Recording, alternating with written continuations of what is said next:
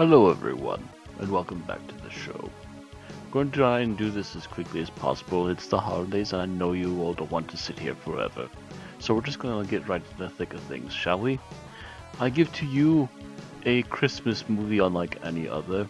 A superhero Christmas movie. I give to you Batman Returns. Batman Returns kicks off at least several months after the original Batman live-action movie, directed by Tim Burton once again. Keaton is called in to once more play the Bat and Bruce Wayne as a series of events unfold. In particular, the archenemy, the Penguin, has made his first appearance.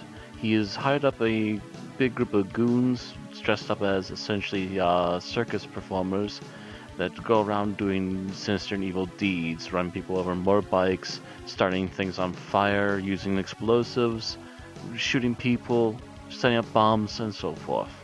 Penguin, with the help of the new associate named Max Schreck, finally decides to make his big public debut and tries to find out the history of his own birth, to which he finds out he was born to a rich family who decided that their deformed and creepy baby should not be part of the family and abandoned him before they also would perish several years later.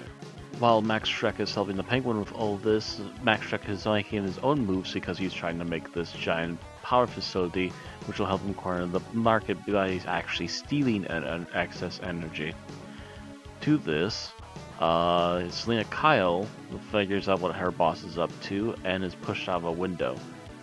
After suffering being unconscious after her massive fall, she does wake up and has multiple personality disorder.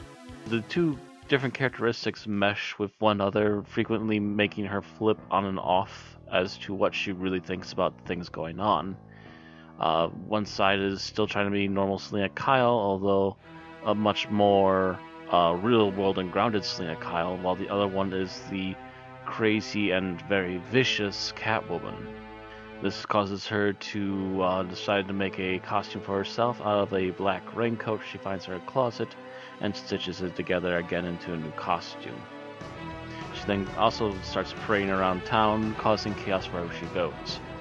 Originally, she does ally herself with the Penguin, feeling that the Batman is a threat to her and a danger to everyone else, but as things continue to progress, the Penguin also turns on her. So she decides that since nobody's on her side, she's on her own side, and decides to attack the Penguin, or at least part ways with him for the time being, but is also trying to target Max Schreck, the man who nearly killed her, and is still trying to seek her death. In the end, Selena Kyle and Bruce Wayne fall in love. They figure out each other's secret identities by accident in a little bit of shared dialogue. And when they try to figure out how to ground this and console what they have just figured out about each other, the Penguin bursts in, kidnaps Max Schreck because he was essentially turned on by the audience when Bruce Wayne revealed the Penguin's true thoughts about Gotham. And he is forced to attack outright against the entire city by sending an army of penguins, which the Batman then reverses back against him. The Penguin dies after an explosion and becoming far too warm, being physically more used to being in cold temperature climates. The Catwoman disappears after crispy frying Max Schreck, and appears at the very end of the film after Bruce Wayne drives away with Alfred.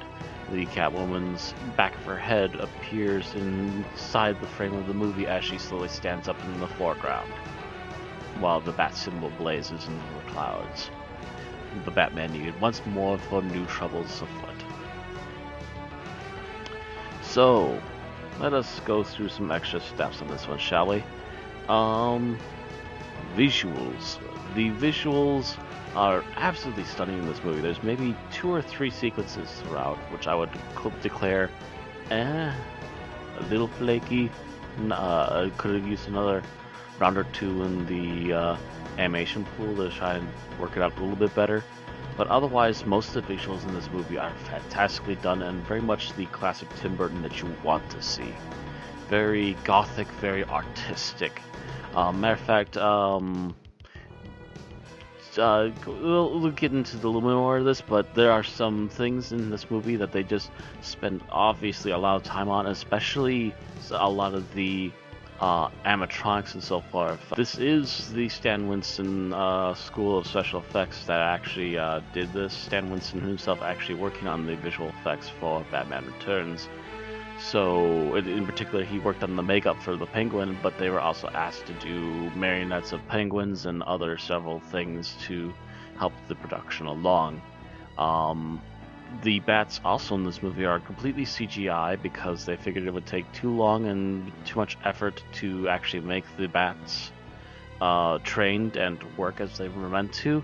And for that, I have to say, for CG bats, they worked really well in this film. You'd be hard pressed. I acknowledge that I was surprised to find out that they were completely digital because they had such good timing. I guess someone up higher up just knew how to direct crowds of people to react to bats, and someone else had some very good visuals that they could digitally add into the movie that worked very well. So moving from visuals, we'll go on to story. The story is much darker. It's much more adult, and I think that's a push from Tim Burton to make it more adult and more appealing, because I believe he also understood that the audience for Batman themselves were a little more adult than what apparently even Warner Brothers wanted them to believe. I want to say this is a rated R film, as I recall at the time. I would think nowadays it would be more around a low R, high PG-13. I'd be hard pressed to say for sure though, but it seems to be around that area. So I would say children under 10, just keep a very close eye on them. Children over 13 might get this movie and understand it and be able to stand their way through it and be fine. I originally saw this film when I was about 10 myself. My father wasn't so sure about letting me see the last chapter of it though. Anyways, aside from that, going into a little bit the acting as well, the characters are very well done. Max Schreck is an original character made solely for this movie. He is named after the actor of the original Dracula for a silent German film, so you can tell that even the art of the movie itself was drawing from German horror movies back in the 1920s, and somebody obviously got an idea for a name.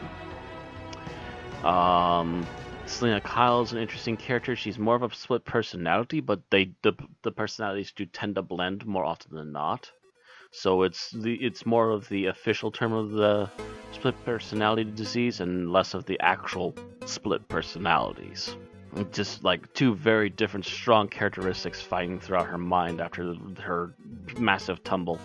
One almost thinks there might be a supernatural element to it, but they didn't blatantly say so.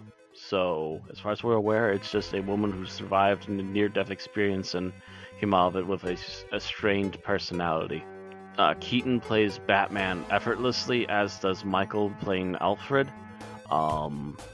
They even do critique an error from the first movie where Alfred brought in the love interest from the first movie to see the Batcave, which is admittedly in the comics a thing that shouldn't happen, and one big critique from the fans of the first film. And so they did correct that slightly.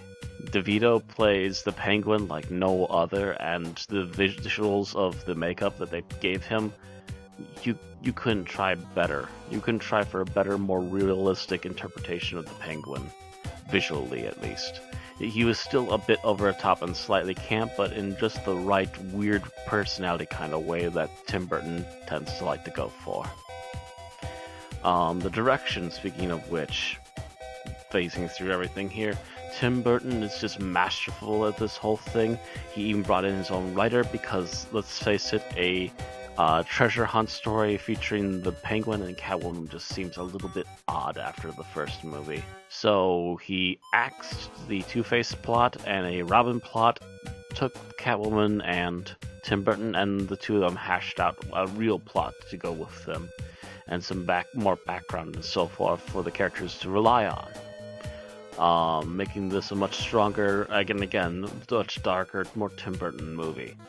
If this movie wasn't such a big success, I would be hard pressed to say that they might have made a sequel sooner. And if Tim Burton was more willing, they probably would have done so a lot quicker too. But Tim Burton didn't want to get typecasted into just making nothing but Batman movies the rest of his life, even though he obviously understood the character and the universe a bit better than most people did.